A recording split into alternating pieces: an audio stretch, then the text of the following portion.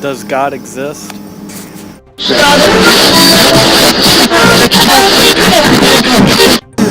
Does God exist?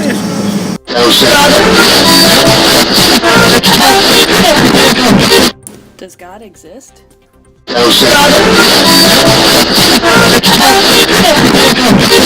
Does God exist? Does God exist?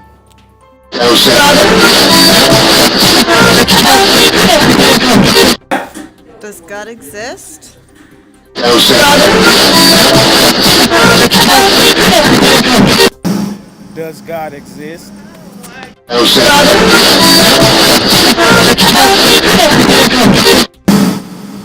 God exist?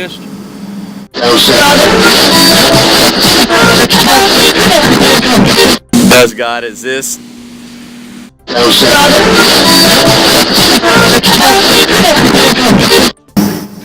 Does God exist?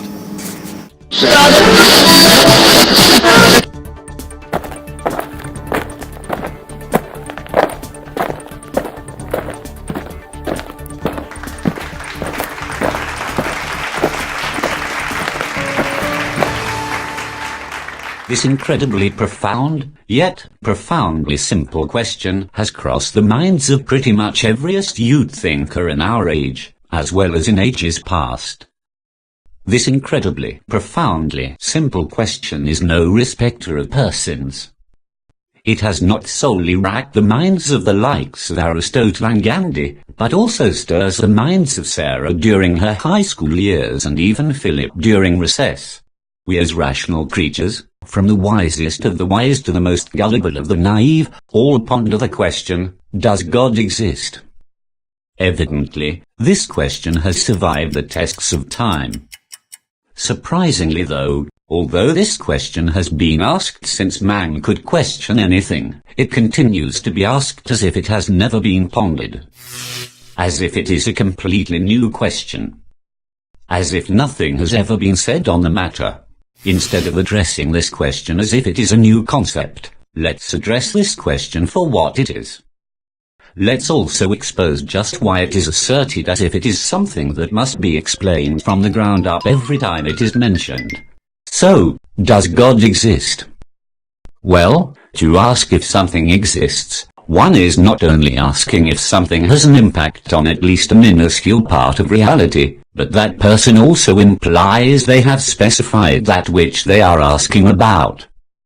When someone asks this question, they are asking if God is a real thing which affects reality, at least in some small way, while implying they have specified what exactly they mean by God. The latter detail seems to be the implication which is responsible for why this has been asked daily as if it is a new question. As if nothing has been said on the matter. When someone asks this question, their unspoken specification of God is quite different than someone else's. This seems to be the universal problem which leads to this dilemma. When most people ask someone about God's existence, they are not asking if God exists as God, but they are asking what else is true about God, besides the central truth that he is responsible for reality, which is all that is needed for something to be worthy of that title. No one would ask, does the thing responsible for reality exist? Which is what does God exist literally means if there are no secondary questions implied beneath this surface question. When asking, does God exist? They are really asking other things disguised by a vague question. They implicitly ask, what else is true about God besides him being responsible for why there is something instead of nothing? As if any other details are necessary for something to be worthy of that office. When asking about God's existence, many are really asking for evidence supporting additional details of God. To simply ask, does God exist? Deserves a simple yes. If someone wants evidence for other details, such as whether or not God is theistic, deistic, omniscient, omnipotent, or some other thing, that person should ask about those things instead of disguising their questions in a form that suggests the existence of the thing responsible for reality is in question. There is no question concerning the existence of the primary cause which is responsible for reality. If this cause did not exist, there could be no secondary causes or effects. But the question is, what else is true?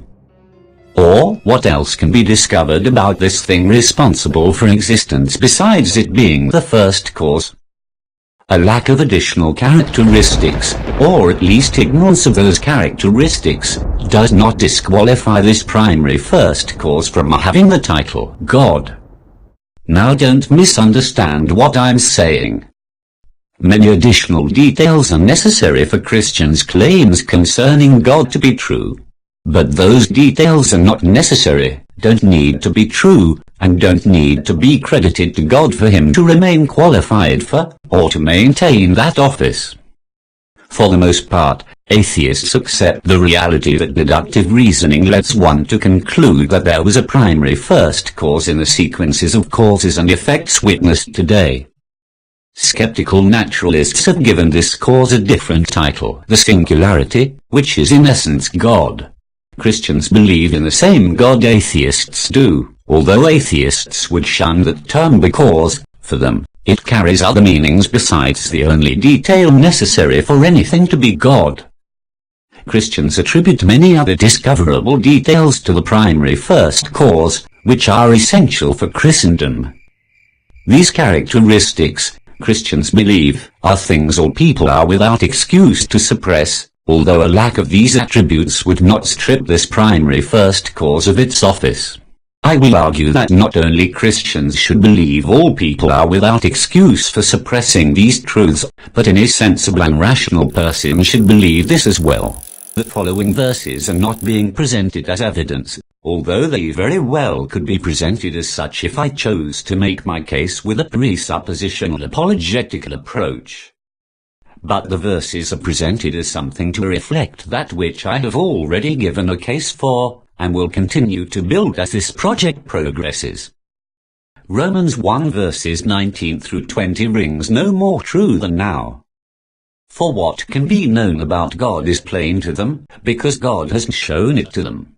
For his invisible attributes, namely, his eternal power and divine nature, have been clearly perceived, ever since the creation of the world, in the things that have been made. So they are without excuse. These verses address the claim that humanity is without excuse in suppressing two specific things about reality. The primary cause responsible for reality has attributes which are described as invisible, meaning they are facts about this thing which cannot be seen. The two attributes are eternal power and divine nature, respectively. Not even the supposed atheist often suppresses the primary cause as eternal power, which is merely the fact that it is responsible for nudging reality into motion. The atheist attributes this nudging to the singularity, which I established earlier as, in essence, the same thing as God, because it is identical in description with all that is necessary for something to be labeled God. Thanks to the law of cause and effect combined with deductive reasoning, everyone is without excuse in suppressing this truth, which displays the first cause's power as primary cause. Reason disallows rational creatures from stopping short in merely acknowledging the power of this primary cause, which cannot be an effect of a cause before itself. This vague primary first cause, by being just that, had set in motion all that is needed for us to discover, not only that a first cause is needed, which is simply its eternal power, but also other details about itself which can be labeled as its divine nature. If humans were to stop short with God's eternal power, then there would only be one religion. Because we all would believe the same thing about God, even if we called God by different names. God's divine nature is what enables us to distinguish theism from deism and all other denominations of different religions from each other. Certain details concerning his divine nature is what many are in disagreement over, not his eternal power. When someone asks if God exists, they are not questioning his eternal power but his divine nature. More times than not, one is asking, what is true about God? Or, can you prove to me that your version or specification of God is true? Atheists tend to define atheism as a lack of belief in God. This definition seems to be slightly misleading. The first letter in atheism means no, or lack of, but theism doesn't mean God as in what God is in essence, concerning solely his eternal power. Theism is essentially God's eternal power plus divine nature, which are additional details which personify God. Theism is a specific understanding of this same God we all acknowledge as first mover, plus a divine nature. So, atheism is better defined as no theistic God opposed to no God at all.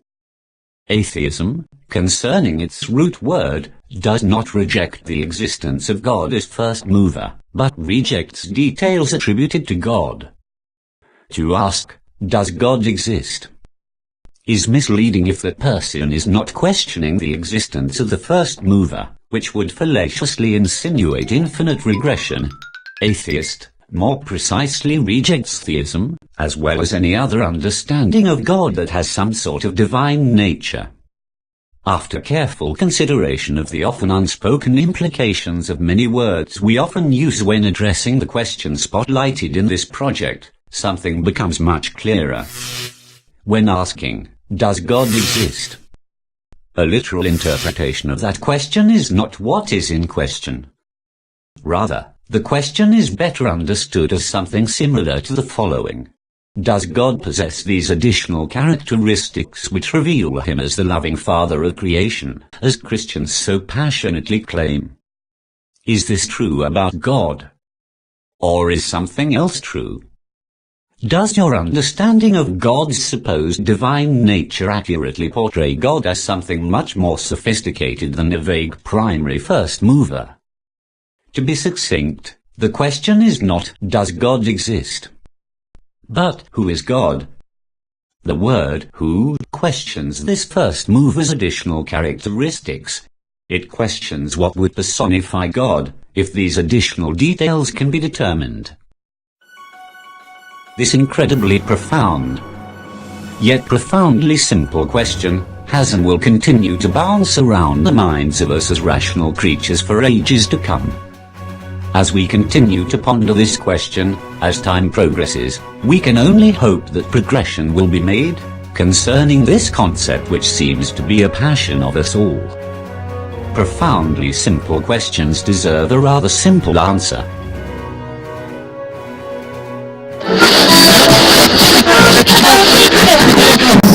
Does God exist?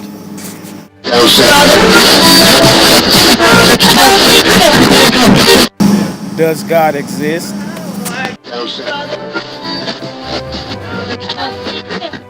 Does God exist?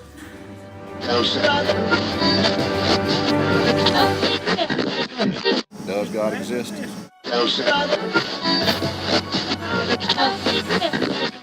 Does God exist?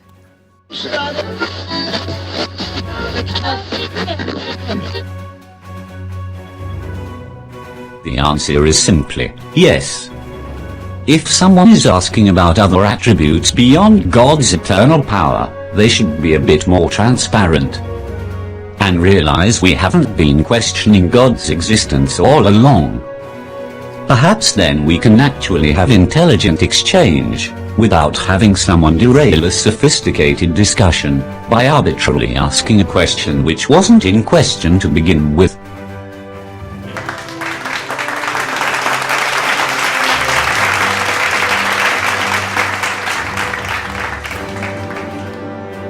No, sir.